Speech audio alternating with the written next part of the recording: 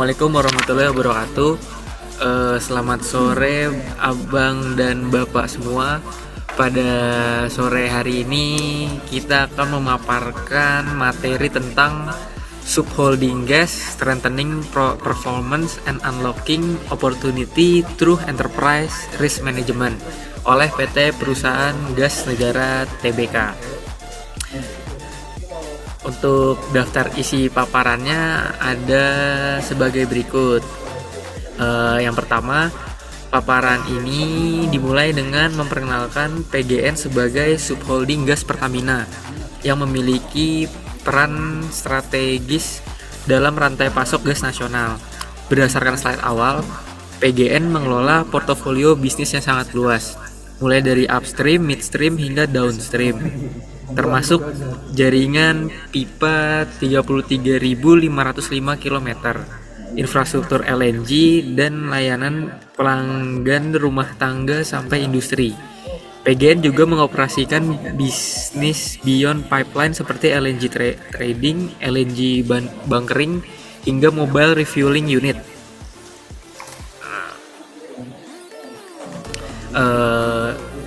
Yang kedua,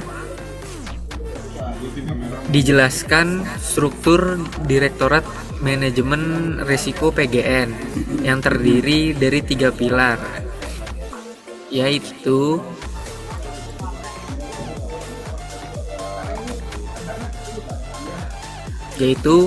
yang pertama risk strategy and integrated governance, yang kedua operational risk and internal control, dan yang ketiga project portfolio dan counterparty risk.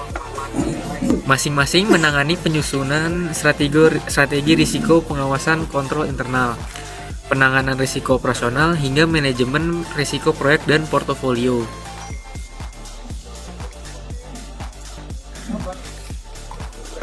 Direktorat ini memastikan bahwa manajemen risiko berjalan menyeluruh, mulai dari penyelarasan kebijakan, risk maturity assessment, hingga early warning system untuk proyek dan operasi PGN.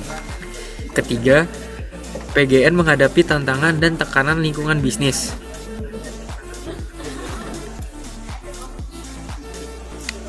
Slide penugasan pemerintah menunjukkan beberapa isu utama.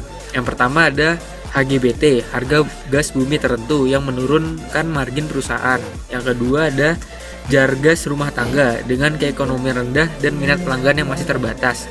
Yang ketiga ada SPBG dengan profitabilitas rendah serta tantangan pengembangan jar gas IKN yang keekonomiannya masih belum ideal. Isu-isu ini kemudian dirangkum dalam trilema energi domestik, tantangan pasokan, pasar, dan infrastruktur. PGN harus menjaga keberlanjutan pasokan gas, mempercepat pembangunan infrastruktur, serta memastikan skema penugasan tetap menghasilkan keekonomian yang sehat. Keempat, paparan kemudian masuk pada top risk PGN tahun 2025. Risiko terbesar berada pada aspek operasional seperti ketidakpastian transaksi LNG, risiko HSSE, risiko aset integrity, serta pengamanan pasokan gas. Pada sisi kebijakan, perluasan penerima HGBT juga menjadi risiko menurunkan margin PGN. Yang perlu diperhatikan adalah bahwa mayoritas risiko berada dalam kategori mitigate. Artinya PGN sudah menyiapkan strategi penanganan termasuk mitigasi penurunan probabilitas dan dampak risiko. Yang kelima, materi berlanjut pada strategi pengembangan dan peluang. PGN memfokuskan strategi pertumbuhan pada sektor midstream dan downstream, sekaligus mengembangkan bisnis rendah karbon seperti biometan, hidrogen, amonia, dan CO2 transport.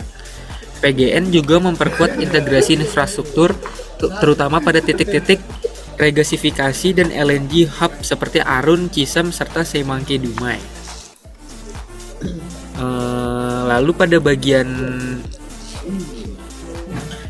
bisnis inisiatif highlight dipaparkan 2 inisiatif besar, yaitu revitalisasi tangki LNG Arun F6004 yang mendukung optimasi bisnis LNG trading internasional dan pengembangan hub LNG Asia Tenggara. Lalu yang kedua ada gasifikasi batubara menjadi SNG dan pengembangan biometan dari POME yang dinilai memiliki peluang besar dari sisi keberlanjutan, ESG score, serta memenuhi permintaan gas jangka panjang. Untuk kesimpulannya, PGN menerapkan enterprise risk management bukan hanya sebagai alat mitigasi, tetapi sebagai mekanisme untuk mengubah resiko menjadi peluang pertumbuhan.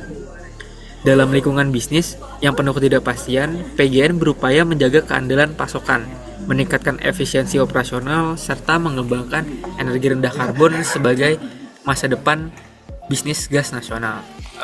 Baik, terima kasih atas pemaparan saya. Mohon maaf bila ada salah kata. Wassalamualaikum warahmatullahi wabarakatuh.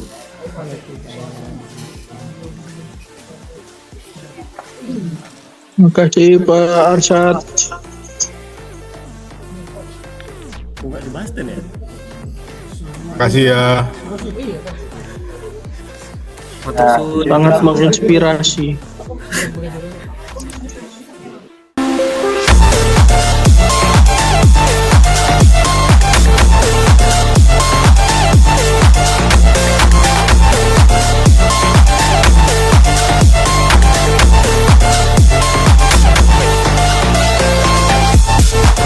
Risk awareness to grow advantage, mitigasi yang tepat, pertumbuhan yang hebat.